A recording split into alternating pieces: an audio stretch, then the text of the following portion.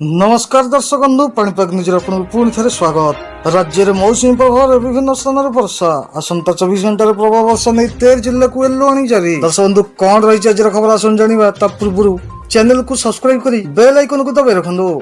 आसुच आउ एक बड़ वर्षा ओडिशा 16 तारिख उत्तर पश्चिम बंगोपसागर सृष्टि होगा घूर्णिबलय। घूर्णिबलय घनीभूत नहीं पारे लघुचाप रूप। लघुचाप सृष्टि अनुकूल पाग रही आंचलिक पाणीपाग विभाग पक्षर सूचना रही।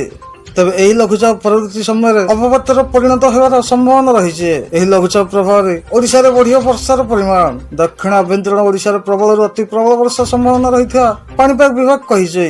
आसंता 24 घंटे राज्य अनेक जिले में बिजुली घड़घड़ी सह वर्षा होगा बेले प्रबल वर्षा को नहीं 13 जिला को येलो वार्निंग जारी कर पाणीपाग विभाग। से सब जिला गुड़िक है पुरी, खोर्धा, नयगढ़, गंजाम, गजपति, कलाहांडी, बौद्ध, अनुगुल, ढेंकानाल, देवगढ़, केउंझर और मयूरभंज आदि जिले में। आसंता काली राज्यर सबू जिले में बिजुली घड़घड़ी सह वर्षार संभावना थी बेले 7 जिला को येलो वार्निंग जारी कर एवं भी राज्य में नियंत्रित वर्षा रेकर्ड 1 जून आज 13 जुलाई मध्य 234.9 मिमी वर्षा रेकर्ड कर स्वाभाविक वर्षा 334.4 मिमी तुलन में 27% कम रही। दर्शक बंधु यहीपरि वीडियो देखा चाहूले आम चैनल सहित जड़ित रुहतु।